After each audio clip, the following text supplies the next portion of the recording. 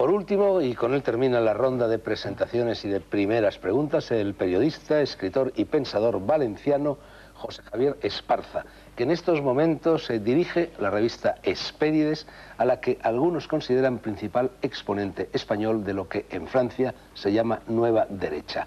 Javier ha escrito también este curso general de disidencia, publicado por El Emboscado. Y uno de los platos fuertes precisamente de la revista Hespérides es la crítica del American Way of Life. José Javier, tu postura al respecto. Pues yo mantengo una posición abiertamente opuesta al American Way of Life. Considero que es una de las grandes calamidades a las que tenemos que hacer frente las gentes de este final de siglo.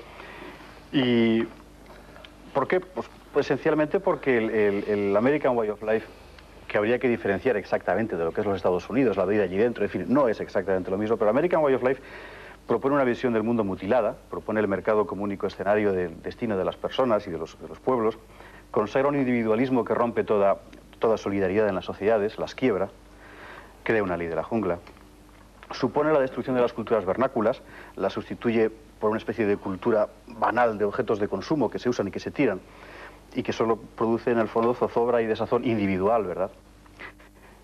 Y también porque es la cobertura de la proyección imperialista de una potencia mundial, que es otro de los elementos, ¿verdad?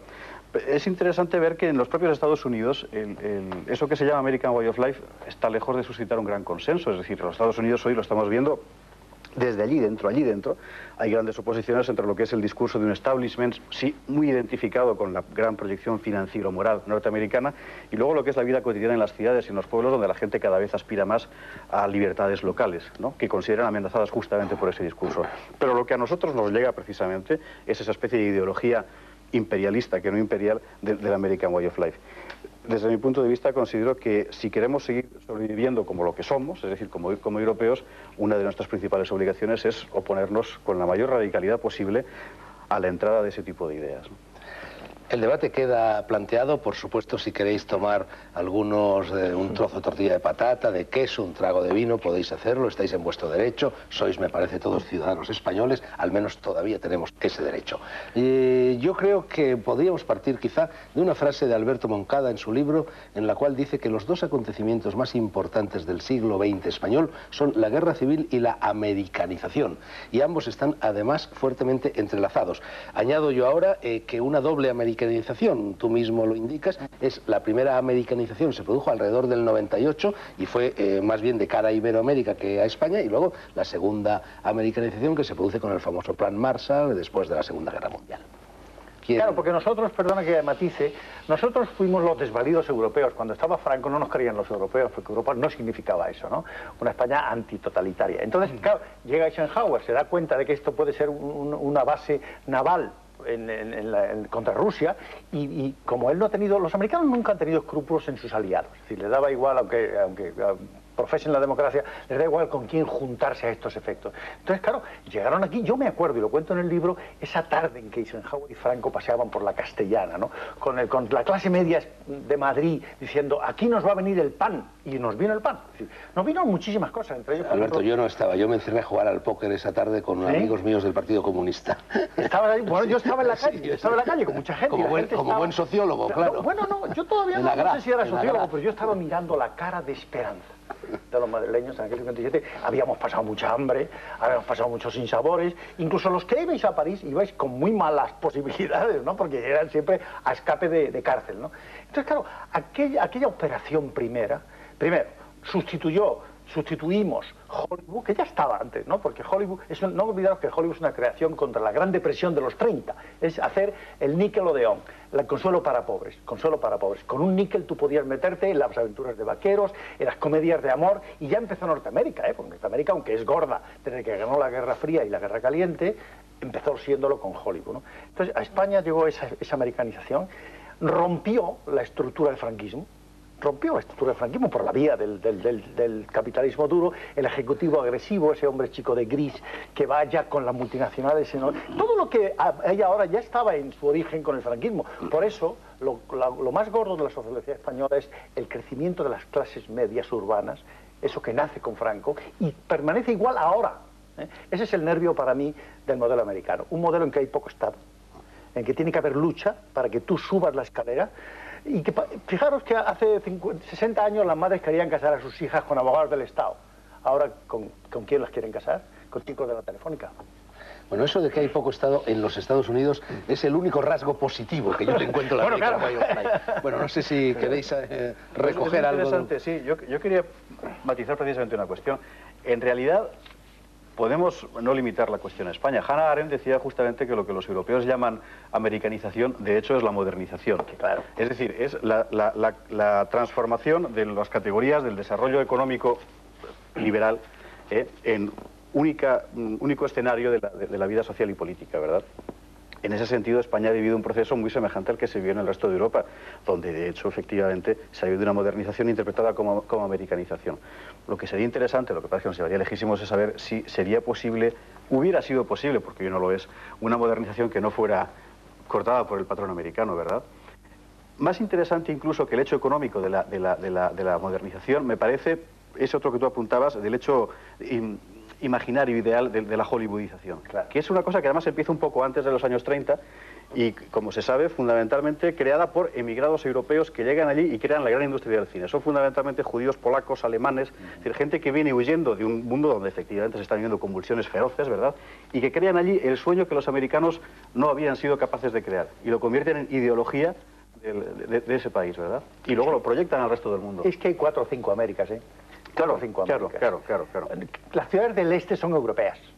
Y luego el ferrocarril hace Chicago y San Francisco, que es Europa. Pero lo otro, el medio oeste, esa cosa ya del coche, eso es un invento de los años 50. O sea que hay tantas Américas. Claro, el este es una cosa, es decir, yo tengo siempre el respeto por lo complejo.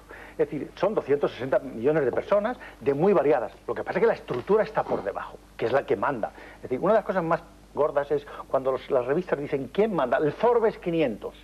¿Quién manda en América? 500 personas.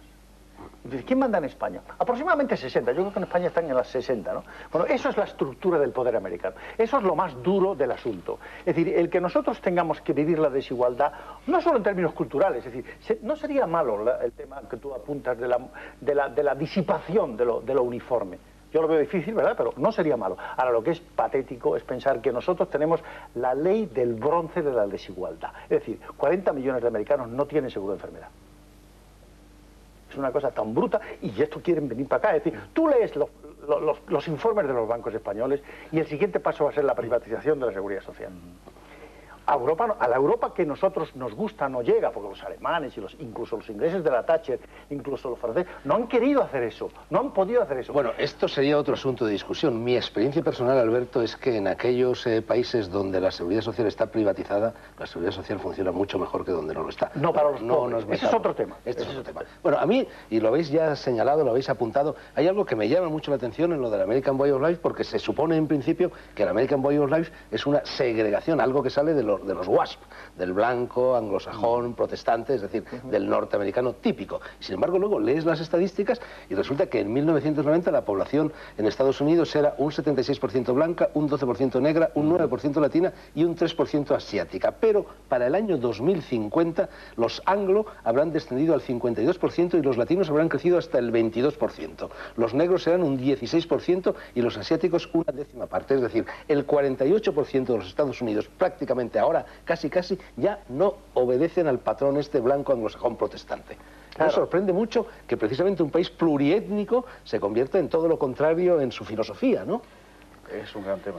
No, es que ellos asumen esa filosofía. Es decir, la gran cosa del emigrante cuando llegan a Estados Unidos. Olvídate. El negro, el latinoamericano, el polaco, el alemán, de los que llegaron en otro momento. Hoy están empezando a pasar cosas inauditas que hasta ahora no pasaban. Es decir, los Estados Unidos son una nación formada justamente vendiendo un discurso de que todo el mundo deja de ser lo que era y hace una especie de paso de un río, paso iniciático de un río donde deja el hombre viejo, ¿verdad? Y nace el hombre nuevo, que es el hombre americano. Hoy las minorías, y es el fenómeno de lo políticamente correcto, empiezan a reivindicar su identidad, cosa que jamás había pasado en los Estados Unidos. En los últimos 5 años han empezado a reivindicar su identidad. Una observación que hizo Alberto me llamó la atención, que además es muy cierta, ¿no? A propósito de la falta de escrúpulos de Eisenhower para aliarse con quien fuese. Me recordó inmediatamente una frase de Johnson, personaje más duro, más cínico que Eisenhower. No diré más preparado, porque más preparado que Eisenhower política e intelectualmente lo estaba todo el mundo, aunque aquel señor mandó la armada más grande que ha habido en la historia de la humanidad y que habrá, claro. Pero, en todo caso, la frase de Johnson, a propósito me parece de Suharto, y que me perdone Suharto y su memoria si me equivoco, pero en fin, se trataba de un dictador, y dijo textualmente Johnson, he's a son of a bitch, but he's our son of a bitch. Es un hijo de puta, pero es nuestro hijo de puta, con lo cual pues nos tenemos que servir de él. En cuanto al American Way of Life, yo me estaba preguntando si consideramos la definición de civilización que hizo Toynbee, si en realidad no nos encontraremos pura y sencillamente con una nueva civilización. Una civilización que nace en Occidente, que viene de Occidente, pero que ha superado a Occidente. Hoy en día, cuando la crítica literaria lleva 10 años usando y abusando del término posmoderno, que nadie sabe exactamente lo que es, digo nadie porque el propio Jean-François Lyotard, que fue colega mío y amigo mío, una vez me dijo, ah, mon ami, je ne sais pas, y era el inventor del término.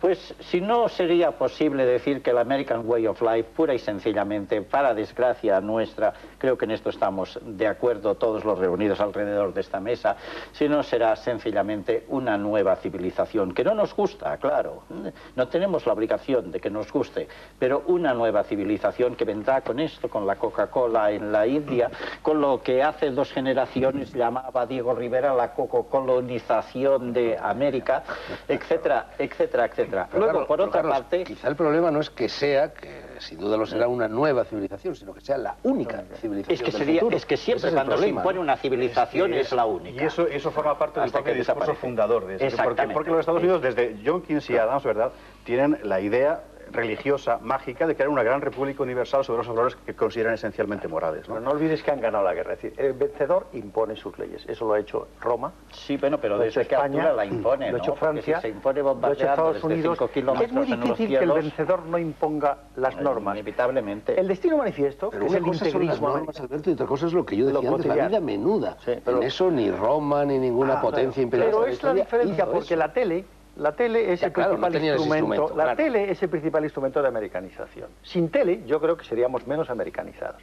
Hay un factor fundamental. Nosotros ya consumimos 4 horas diarias de televisión, ¿no? Bueno, eso es lo más gordo que ha pasado en el mundo de la cultura. Entonces, tú dices, la vida cotidiana. Pero fíjate, yo detrás de todos los discursos veo ese comportamiento cotidiano de la clase media. Esa cosa de que un chico hoy a los 22 años no está pensando nada más que en colocarse en un puesto basura, de lo poco que hay laboralmente, posible. es decir. Claro, Pues, claro. pues colocarse es una palabra... Colocarse, pero no colocarse como tú lo pensabas, sino colocarte en el sentido laboral. También en lo otro, pero tienen menos posibilidades. Entonces, claro, pagar la hipoteca y embarazar a la chica, si se queda embarazada ya le cambia la vida, ¿no? Entonces, eso es el modelo americano más sencillo. El que se casa joven, el que se divorcia joven, la movilidad. Todo eso es un valor plus. Tú no te olvides, Fernando, que nuestros abuelos decían que no te pasa nada nuevo en tu vida. En cambio, aquí a la gente le dice que te pasen muchas cosas.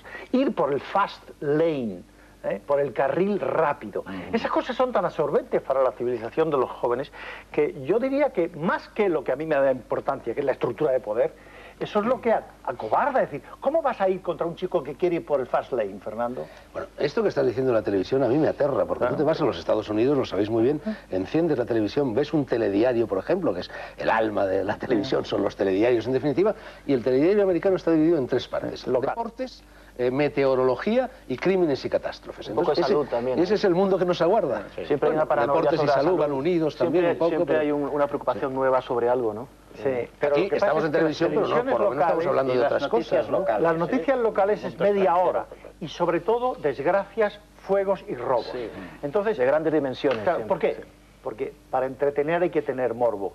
En este libro que os contaba Y antes, que además estoy son preparando, realidades, sobre el poder de la información entretenimiento, ya allí le llaman infotainment, que es una palabra rarísima, pero es la mezcla de información y entretenimiento. Ya no se pueden hacer guerras sin que sean entretenidas. La guerra de Kosovo, para los americanos, y yo estaba allí, era el bombardeo de videojuego, ¿no? Entonces, en Europa contábamos las tragedias, los pobres serbios muertos, todas esas cosas. En Estados Unidos era un videojuego de aproximadamente minuto y medio que estaba escondido en otro contexto, ¿no? Del puro bombardeo solo, ¿no? Claro, el puro bombardeo como, Esto es la como razón de arma. ser informática de la televisión americana, el medium cool. Exacto. Señores, algo muy americano, la publicidad. Ahora sí me está apeteciendo a mí un poquito de pastilla de patata.